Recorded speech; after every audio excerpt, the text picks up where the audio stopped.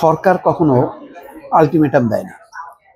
রাজনৈতিক দলগুলোকে কখনো সরকার আলটিমেটাম দেয় না, বরং রাজনৈতিক দলগুলো যেহেতু সরকারের ক্ষমতা আছে, রাজনৈতিক দলগুলো আলটিমেটাম দেয়। যেমন জামাত বলেছিল যে জুলাই সনদ বাস্তবায়নের সাংবিধানিক আদেশ আজকে রাতের মধ্যে বা শুক্রবারের মধ্যে দিতে হবে, নভেম্বরের মধ্যে গণভোট চাই। এটা হচ্ছে সরকারের প্রতি আলটিমেটাম।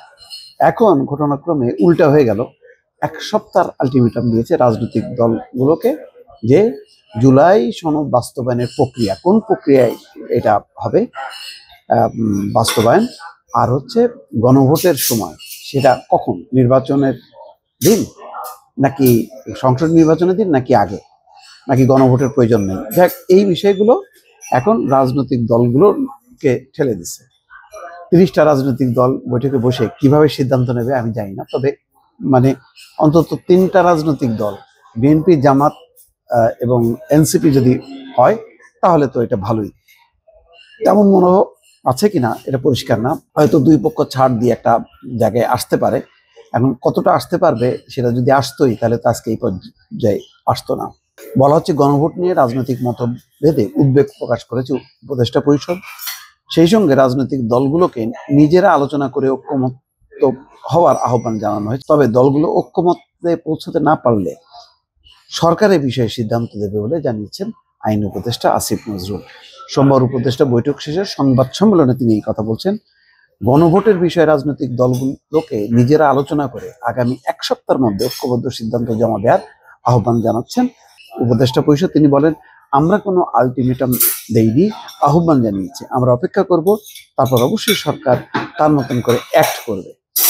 তো সরকার আর কোনো আলোচনার প্রয়োজন করতে যাচ্ছে না, মানে সরকার আর ডাকবে না, এখন রাজনৈতিক দলগুলো নিজেদের মধ্যে আলোচনা করতে হবে। তো ভালো, এর মধ্যে জামাত ইসলাম যেহেতু ডেকেছে, এখন বিএনপি রেসপন্স করে। জামাত হয়তো আগেই জানতো যে এরকম একটা সরকার আহ্বান জানাবে রাজনৈতিক দলগুলোকেই, তো সেই কারণে হইতে পারে। তবে এটা খুবই একটা এই যে ঠেলাঠেলি, মানে এটা খুবই ইন্টারেস্টিং। সরকারের আর একটু দৃঢ় অবস্থান নিয়ে একটা সিদ্ধান্ত দিলে ভালো হতো, কারণ রাজনৈতিক দলগুলোর এই এক সপ্তাহ ধরে তারা যে কি সিদ্ধান্ত নেবে কি নেবে না খোদাই জানে। আর কয়টা রাজনৈতিক দল মিলে, 30টা মিলে যদি বসে সিদ্ধান্ত নিতে যায় তাহলে তো আর একটা মানে কেরিকেচার লাগবে, মানে আরো বিভক্তিটা মানে চূড়ান্ত না হয়। এইসব সুবাদে বিভক্তি আরো প্রবল আকার ধারণ করে কিনা এটাই এখন কিন্তু সন্দেহ, কারণ এখন কিন্তু বিভিন্ন গ্রুপে গ্রুপে বিভক্ত হয়ে গেছে। জামাত ইসলাম 8টা রাজনৈতিক দল নিয়ে রীতিমতো আন্দোলন করছে। এনসিপি আন্দোলন না করলেও কোনো কোনো বিষয় জামাতের সাথে একমত, আবার কোনো কোনো বিষয় বিএনপির সঙ্গে একমত। বাকি রাজনৈতিক দলগুলো হয় বিএনপির বলয়ে আছে নতুবা জামাতের বলয়ে আছে।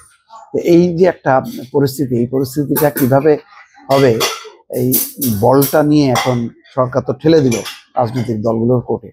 এখন রাজনৈতিক দলগুলো এই বলটা নিয়ে যে কিভাবে খেলবে, এটি এখন দেখার বিষয়। দর্শক।